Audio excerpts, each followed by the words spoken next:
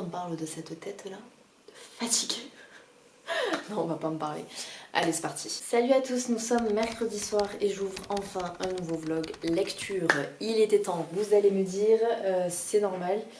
En même temps parce que je n'ai pas eu le temps de une et de deux, j'ai pas spécialement lu ces derniers jours. Donc en fait, j'avais pas grand chose à vous dire. Tout ça pour vous dire que quand même, j'ai fait un petit tour en librairie, comme vous avez pu le voir, et j'ai craqué sur un livre. Voilà. Un livre d'une maison d'édition que j'ai vu beaucoup. Alors je vois beaucoup passer la maison d'édition, j'ai vu quelques fois passer le livre également. Il s'agit de Peter Swanson, n'importe quoi. De Peter Swanson, 8 crimes parfaits, aux éditions Totem. Et donc c'est les éditions de poche des éditions Galmester. Je trouve que les couvertures sont toutes plus jolies les unes que les autres et c'est ce qui a un petit peu attiré mon regard lorsque je les ai vus en librairie. Celui-ci, je l'ai vu passer quelques fois, il me semble. J'ai lu quelques résumés du coup, mais c'est celui-ci qui m'a vraiment le plus plu, donc je vais aussi vous le lire. Libraire spécialisé en littérature policière, Malcolm reçoit la visite surprise du FBI. L'agent Gwen Mulvey sollicite son avis sur deux affaires étranges. Une série de meurtres tout droit sortis d'un roman d'Agatha Christie et un accident rappelant un livre de James M. Cain. Or, Malcolm, 15 ans plus tôt, a publié sur son blog une liste intitulée 8 crimes parfaits où figuraient ces deux intrigues. Serait-il possible qu'un tueur s'en inspire aujourd'hui ? Très vite, l'angoissante certitude s'impose.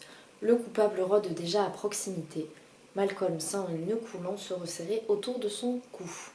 Et il y a même Lisa Gardner qui dit « Surprenant et intelligent, la tension monte et les nerfs se tendent jusqu'au dénouement final, magistral.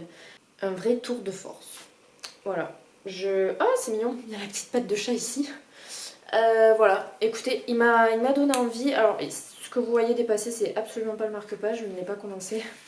C'est le ticket de caisse. Voilà, il m'a coûté 10 € au passage. Si ça en intéresse certains. Ça faisait longtemps que j'avais pas acheté de livre neuf, il me semble. Ouais, ça faisait un petit moment, hein. Parce que vous savez que je suis Miss Occasion. Ouais, ça faisait un petit moment. Mais ça fait aussi toujours plaisir parce qu'on ne trouve pas tout d'occasion et je vous avoue, j'ai pas trop le temps à ce moment d'aller voir les bouquinistes à Montpellier. Peut-être que j'aurai le temps samedi, peut-être. Mais ça ne veut pas dire que je vais acheter. Bref, voilà pour mon petit achat du début de semaine. Ensuite, niveau lecture, est-ce que c'est surprenant ou non si je vous dis que j'ai toujours pas fini Seul un monstre de Vanessa Len? Je crois pas, non. Non, c'est absolument pas surprenant. Vous avez le droit derrière votre écran de dire quoi? Elle abuse, sérieux, ça fait 15 jours qu'elle est sur le livre. Oui, vous avez le droit. Oui, j'abuse. Mais j'ai bientôt fini. Voilà, il me reste un tout petit peu plus de 100 pages. Voilà, j'aime beaucoup. Je suis en train de le terminer. Je vous en parlerai quand je l'aurai terminé. J'espère vraiment que c'est quand même cette semaine parce que sinon ça craint. Voilà, j'aime toujours autant et je sais que là, de toute façon, je m'attends pas à avoir une fin, étant donné qu'il y a un livre 2. Vanessa Len a montré la couverture, qui est d'ailleurs une pépite, parce qu'elle est dans les tons verts. Elle est magnifique, j'essaierai de vous l'insérer sur l'écran. Elle est trop jolie, et j'ai déjà trop hâte que ça sorte, alors que je n'ai absolument pas lu la fin du livre. Autant déjà la fin va pas trop me plaire, ou le tournant dans laquelle la direction dans laquelle l'histoire va, je sais plus parler français aujourd'hui, la direction dans laquelle va prendre l'histoire, ça se dit, la direction dans laquelle, oui, va prendre l'histoire, non, la direction, bref, vous avez compris. Passons à l'autre lecture. L'autre lecture, eh bien, j'ai décidé de commencer enfin un livre de la maison d'édition M+. Je vous avoue que je voulais vraiment commencer Brigitte le chanteur, La voix de mon père, mais j'attends que Camille reçoive le livre. Camille, j'espère que tu l'as reçu parce que j'en peux plus, je veux le lire. Mais je lui ai dit qu'on le lira ensemble, donc j'attends patiemment. Du coup, j'ai commencé Mathieu Bertrand, La porte d'abandon. C'est un thriller donc publié en format poche. Et d'ailleurs, je vous l'ai mis dans un plan parce que je l'ai vu en librairie. J'ai plutôt pas mal commencé quand même, hein. Je suis à la page 161 sur... Je m'approche de la moitié, oui, sur 355, donc j'ai vraiment pas mal avancé et honnêtement, j'ai du mal à le lâcher ce livre, vraiment. J'y reviens avec plaisir et j'ai tout le temps envie d'y revenir. Donc c'est plutôt bon signe pour le moment. Dans ce livre, du coup, il va y avoir une double temporalité. Alors, ça se passe en janvier 1519, mais aussi en janvier 2019 dans le sud de la France. On ne peut pas parler de double temporalité à proprement parler. Ça a fait un peu, vous savez, comme quand j'avais lu Aranea, la légende de l'empereur, où il y avait aussi une double temporalité annoncée dans le résumé, et en fait au final il n'y avait que 2 chapitres qui se passaient au temps de Napoléon et tout le reste était dans le présent. Là c'est un petit peu pareil, on a le prologue qui se passe en 1519 et tout le reste se passe pour le moment en tout cas en 2019. On est vers les Landes, je crois, dans le sud de la France. Je vais donc vous relire le résumé. Janvier 1519, le capitaine Philippe d'Alessani est chargé par le connétable Charles de Bourbon d'épurer la France des sorciers qui la hantent et qui continuent à échapper à la Sainte Inquisition. Lors d'une mission, il poignarde le sorcier Bune avant que ce dernier ne puisse lui révéler l'emplacement de la porte d'abandon.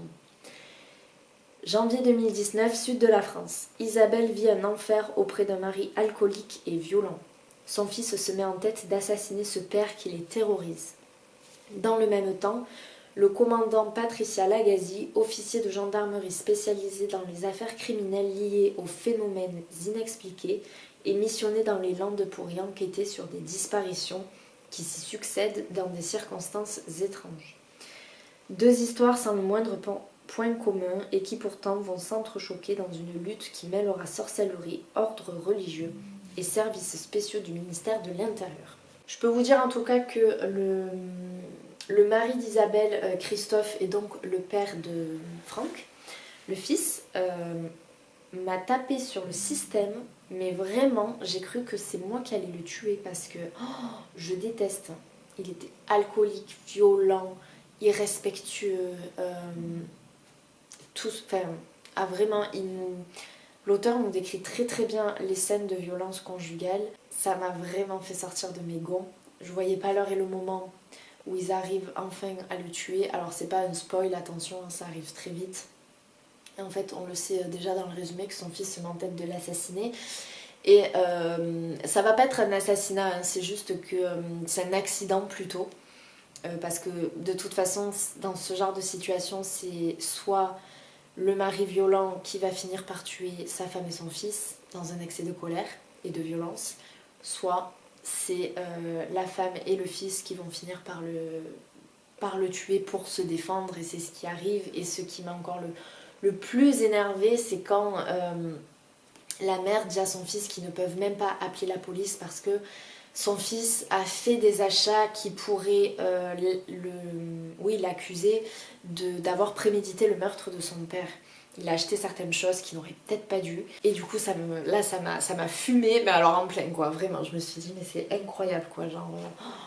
vivez leur vie, après on en reparle quoi. Mais bon, c'est pas grave. Bref, ça c'est un autre sujet. Et en parallèle, on a donc Patricia, cet officier de gendarmerie qui va enquêter donc sur 10 disparitions. Ça fait 2 ans que des 10 personnes ont disparu vers les Landes. 10 hommes qui n'ont pas eu un comportement exemplaire. Très vite, elle fait le lien avec le sorcier Bune. Le sorcier Bune qui a été tué donc en 1519 par le capitaine Alessani et qui devait donc révéler à ce capitaine... Enfin non, le capitaine espérait avoir la révélation de la part du sorcier Bune de l'emplacement de la porte noire qui en fait appartient à Abandon. Abandon, c'est en fait le Satan. Voilà, c'est le démon, sauf qu'il n'est pas appelé comme ça dans le livre, il est appelé Abandon. Et Philippe Alessani espérait aussi mettre la main sur le grimoire de ce sorcier Bune qui est en fait hyper puissant. Et ce sorcier, on va le retrouver en 2019. C'est le plus grand pas de sa génération, mais c'est le plus grand sorcier en tout cas qui existe. Il a été formé en Amérique du Sud, en Afrique, en France. Il est très très puissant et il attend qu'une chose, c'est d'accomplir ce que le sorcier Bune des années 1500 n'a pas pu. accomplir, et c'est-à-dire faire passer abandon par la porte noire. C'est quelque chose qui peut arriver tous les 5 siècles. Et donc en 1519, ça a échoué. Et donc cette année, en 2019, je vais y arriver, c'est une occasion pour Abandon, pour le sorcier Bune, de faire venir son maître dans notre monde, parmi nous. Et pour ça, bien évidemment, il doit exercer tout un rituel, des sacrifices, des incantations et compagnie, pour que tout soit en place lors de la nuit où il y aura 2 lunes rousses. Donc dit comme ça, c'est sûr qu'on se dit oulala, mais comment ces 2 histoires vont se recouper entre Isabelle et Franck et le sorcier Bune, la gendarme Patricia et compagnie, et en fait, si ça se recoupe, ça a déjà commencé un petit peu à se recouper. Franchement, c'est un livre qui est super intéressant. C'est un véritable page-turner parce que l'auteur en plus nous lâche des dingueries en fin de chapitre qui nous donnent trop envie de continuer. Même moi, dès que je le laisse, j'ai plaisir à y revenir et j'ai très envie d'y revenir pour connaître le dénouement de cette histoire. Et surtout, est-ce que je dois prendre cette histoire comme une histoire rationnelle? Est-ce qu'on va avoir une explication rationnelle, ou est-ce que je prends cette histoire comme une histoire teintée de surnaturel? Parce qu'on est d'accord que un démon peut pas franchir une porte, quoi. On n'est pas dans Charmed. Donc, je sais pas trop.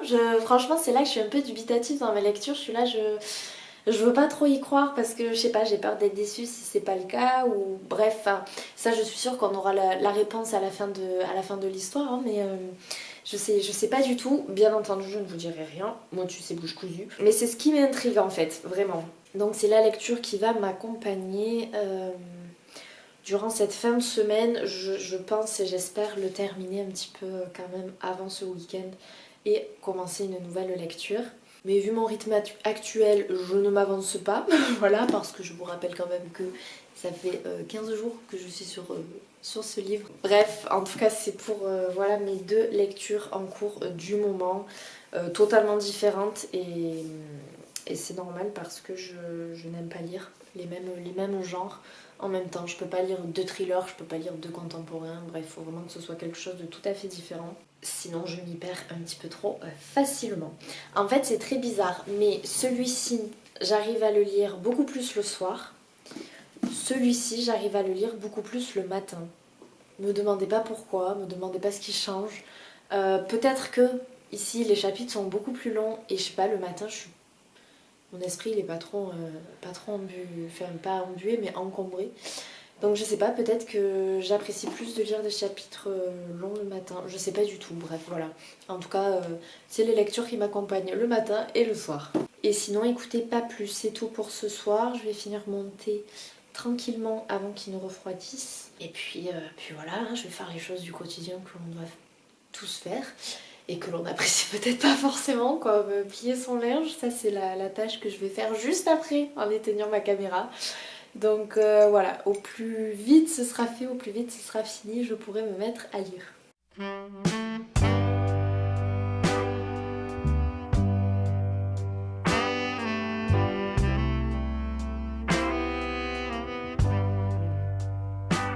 Nous sommes vendredi matin. C'est un vlog qui est un petit peu décousu, hein. Il est un peu ni queue ni tête. Ouvert mercredi, hier j'ai pas pu vous prendre. Bon, je vous prends aujourd'hui, c'est déjà ça, mais j'avoue que c'est un peu n'importe quoi cette semaine. Après, c'est vrai qu'avec les cadeaux de Noël, tout ça, on court un peu partout pour les faire. Mais bon, c'est pas grave. À tout moment d'ailleurs, je coupe parce que j'attends un appel. Donc à tout moment, je coupe la vidéo. Et j'essaierai quand même de vous reprendre avant d'aller au travail. Donc je vous prends pour vous parler de ma lecture terminée de Mathieu Bertrand, La porte d'abandon. Je l'ai terminée hier. Oui, hier matin. Honnêtement, j'ai adoré cette lecture. Je l'ai lue à un temps record. Les pages s'enchaînent toutes seules. Franchement, j'ai adoré. Je trouve pas beaucoup à redire sur ce livre. Alors, c'est pas un coup de cœur. Pour moi, c'est très compliqué d'avoir des coups de cœur en thriller, dans le genre thriller. parce que j'ai beaucoup d'attentes forcément, et quand on en lit plusieurs, il y a des choses qui reviennent tout le temps ou autre, mais là honnêtement c'est vraiment une très très bonne lecture. Si je dois redire quelque chose quand même sur ce livre, c'est qu'à la fin, l'auteur ne fait pas un épilogue, il continue quelques chapitres pour vraiment que tout rentre dans l'ordre, qu'on ait les réponses à tout, par rapport aux personnages, le cours de leur vie, la vie qu'ils vont reprendre et compagnie. En revanche, il y a une relation entre deux personnes qui apparaît à la toute fin de l'histoire, qui pour moi n'apporte rien du tout, et que j'ai pas très bien compris en fait. Enfin, ça sort de nulle part comme ça à la fin. Donc voilà, si j'ai à redire, c'est que pour moi ça ne sert à rien l'histoire.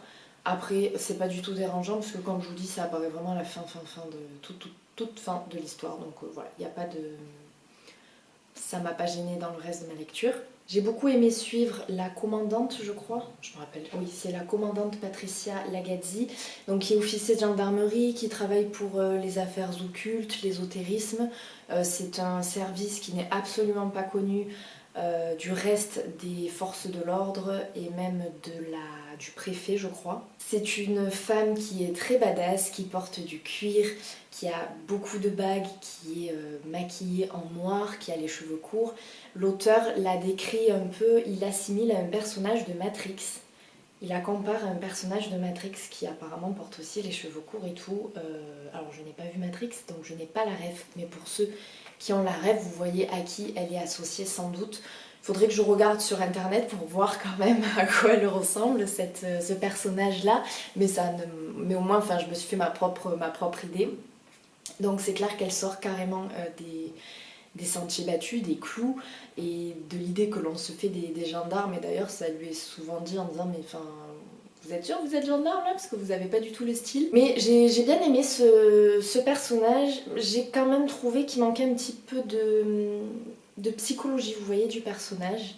Après, c'est quelqu'un qui est très froide dans ses émotions, je pense que c'est difficile de l'atteindre, mais ça fait aussi son personnage, hein, forcément.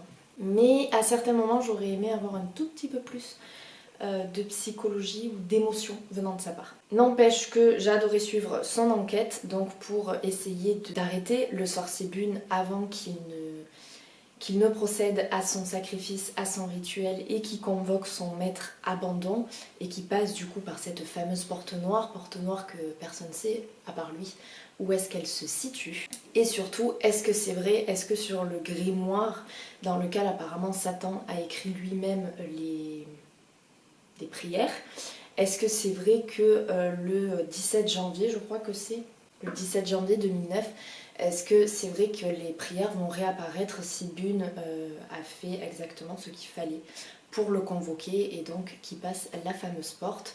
Est-ce qu'on est entre légende, réalité? On ne sait pas jusqu'à la fin de l'histoire quand même. Et sur ce coup-là, je ne suis pas déçue. Je vous ai dit, je savais pas trop, j'étais sceptique par rapport à cette légende, est-ce que ça en était une, pas une. Et tout est bien formulé, tout est bien expliqué, et franchement ça ne m'a absolument pas déçue. Je pense que tout le monde peut y trouver son compte. Et forcément, je me suis beaucoup attachée au personnage d'Isabelle, de Franck et même de la sœur Eva, qui vient un petit peu plus tard dans l'histoire. Je me suis beaucoup attachée à ces personnages pêcheurs qui n'ont absolument rien demandé et qui vont être impliqués malgré eux dans cette histoire de sorcellerie, de disparition de ces corps également, de ces 10 hommes disparus. Et c'est clair qu'en enterrant Christophe, donc le mari d'Isabelle et le père de Franck, dans cette forêt, au sein même du cimetière de Bune, c'est clair qu'il ne savait absolument pas dans quoi il mettait les pieds. Franchement, c'est un thriller qui change. J'ai rarement lu des thrillers avec ce thème-là concernant tout ce qui est religion, affaires occultes, sorcellerie. Sans que ce soit du fantastique ou autre, et franchement ça a été très plaisant. Je vous recommande ce livre, il se lit mais d'une vitesse folle, on n'a pas envie de le lâcher, c'est très bien mené. J'ai pas trouvé qu'il y avait spécialement de temps mort, au contraire, tout s'enchaîne très bien, on a un dénouement, vous savez le moment, je me rappelle plus comment ça s'appelle, le moment où ça y est, on nous dit on nous révèle quelque chose et là j'étais en mode, je vous promets, j'ai fermé mon livre. Je me suis dit, ok, là, genre, il faut que je le digère 2 minutes avant de me remettre dans l'histoire, tellement que j'étais, il y avait de l'adrénaline, de l'euphorie, franchement, j'ai adoré. Et j'espère qu'on va entendre parler de ce livre un petit peu sur les réseaux, parce que c'est vrai que souvent sur Instagram, sur YouTube, on voit les mêmes auteurs, les mêmes livres qui reviennent assez fréquemment, parce que souvent il y a de la hype autour d'un livre, autour d'un auteur, il y en a qu'on ne présente plus. Et franchement, celui-ci, j'aimerais qu'on en entende parler parce qu'il a le mérite d'être lu. J'ai pas encore de retour d'autres personnes du book club parce que je crois qu'il y a tout le monde qui ne l'a pas reçu. Mais honnêtement, il a le mérite d'être lu. Il coûte 7,80 €. Donc voilà, si vous voulez vous faire plaisir, si vous le trouvez en médiathèque, si vous pouvez vous le faire prêter, ou si vous voulez l'acheter tout simplement, franchement faites-le parce que c'est une histoire qui est quand même assez originale, c'est très bien mené, il y a du suspense, des rebondissements, de l'action, je trouve qu'il y a tout dans ce thriller. Et ce serait dommage de passer à côté. Franchement, je connaissais pas l'auteur, j'ai vu qu'il a sorti d'autres livres, hein, vu que c'est son 4e roman. Et je vais essayer de me renseigner sur les autres, lire un petit peu les résumés, tout ça, parce que franchement, je pense que je vais découvrir d'autres romans de cet auteur avec grand plaisir. Donc voilà, pour ce qui est de ma lecture terminée et de ma première lecture de la maison d'édition M+, très très belle découverte et j'espère que ça va vous donner envie de le découvrir parce que vraiment, je le répète, mais ce livre a le mérite d'être lu tout autant que des livres beaucoup plus connus que l'on voit tout le temps passer sur les réseaux. Sinon, je n'ai pas commencé de nouvelles lectures. Voilà, hier j'ai préféré regarder un film de Noël pour m'endormir plutôt que de lire. Voilà, c'était dans l'ambiance. Honnêtement, après ce livre, autant vous dire que j'avais besoin un petit peu de légèreté. Toujours dans mes lectures de Seul un monstre, ça je ne vous le dis plus. Et voilà, je commencerai très certainement une nouvelle lecture aujourd'hui. Je n'ai pas encore choisi laquelle. Je ne sais pas si je change un peu de genre, si je pars dans le contemporain, si je continue sur les thrillers. Il y en a beaucoup là dans ma pile à lire qui me font envie. Donc je vais voir tout ça. Je vous reprends demain de toute façon pour vous parler du coup de ma nouvelle lecture, en tout cas vous la présenter. Et il se peut que je termine le vlog demain également, donc samedi, parce que dimanche je travaille vraiment toute la journée et j'aurai pas le temps le matin d'importer la vidéo sur YouTube et compagnie. Je vous la programmerai pour dimanche soir comme d'habitude, mais il se peut que je la termine... Ah non, c'est rien. Il se peut que je la termine du coup demain. Voilà. Et donc sur ce, je vous dis à demain. Nous sommes dimanche matin, je vous prends en vitesse, c'est 10 h, je vais partir au travail juste après pour clôturer ce vlog. Malheureusement, je n'ai pas pu le faire hier, j'ai fini tard, soirée de match, après c'était encore plus tard. Donc j'avais j'avais pas forcément envie de vous prendre pour clôturer le vlog. Donc je suis désolée, ce vlog sortira sans doute demain. Parce que là, je ne vais pas avoir le temps de monter, de transférer et compagnie, de le mettre en ligne. Donc voilà, ça sera fait pour demain. Ce soir, je suis mis à 19h30, donc le temps de rentrer, tout ça, enfin, le montage et tout, ça sera trop tard. Les plans ont changé, désolée. Mais vous aurez quand même le vlog lecture. D'ailleurs, ce matin, je vous prends vraiment en vitesse. C'est filmé avec mon téléphone. J'espère que le son, que l'image seront bons. Je le verrai bien ce soir, hein, ou sinon je vous le retournerai, c'est pas grave. Niveau lecture, j'ai commencé, j'en ai commencé une nouvelle, mais vraiment, histoire de dire, j'en ai commencé une, hein, voilà. Et je crois que je suis à la page 30 par-ci par-là. Ouais, page 27. J'ai commencé Angelina Delcroix, et ça s'appelle Synopsix, c'est aux éditions Hugo Poche. C'est un suspense apparemment, c'est écrit. Je vais vous lire le résumé. Entre son studio minable, son petit boulot et sa patronne qu'elle ne supporte plus, le quotidien de Mallory est franchement morose. Jusqu'au jour où elle reçoit une étrange proposition par mail, devenir l'un des 6 participants à un jeu mystérieux. Le défi est de taille, Mallory devra se glisser dans la peau d'un enquêteur de la police scientifique pendant 1 mois, avec la promesse d'une récompense de 100 000 €. Au fil des énigmes de la phase de qualification, Mallory se prend au jeu. Après tout, elle n'a rien à perdre. Mais un matin, lorsqu'elle se retrouve devant un imposant manoir, elle comprend qu'il est trop tard pour reculer et qu'elle n'a d'autre choix que d'entrer dans le jeu. Et du coup, l'histoire s'ouvre sur une journaliste qui se trouve devant ce manoir et qui apparemment dit qu'il y a eu un massacre à l'intérieur et qu'il y a plusieurs corps qui ont été retrouvés sans vie. Je suis vraiment au début de l'histoire où on commence un peu à connaître Mallory qui travaille dans un restaurant fast-food, j'ai l'impression. où sa patronne lui gueule dessus, la rabaisse tout le temps, elle en a marre, elle touche une misère pour à peine payer son loyer, ses bières, ses clopes. Voilà, elle vit dans un appart tout minuscule, elle a une trentaine d'années il me semble.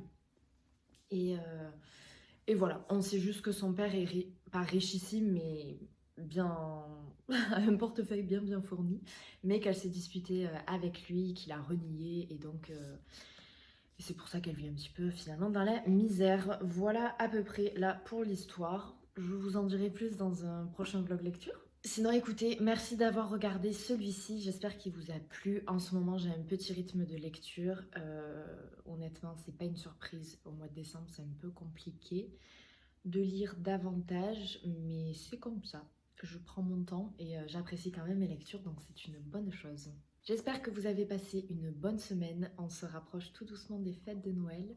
Peut-être que vous êtes en train de faire les cadeaux. Moi, ça y est, j'ai commencé un petit peu. Il m'en manque certains, il va falloir que je me dépêche parce qu'il y a des choses que je dois commander et je croise les doigts pour être dans les temps et le recevoir avant Noël. J'espère aussi que d'un point de vue lecture, vous avez eu que vous avez de bonnes lectures en ce mois de décembre, si vous faites le Cold Winter Challenge ou non. N'hésitez pas à me dire tout ça et nous on se retrouve la semaine prochaine dans une nouvelle vidéo.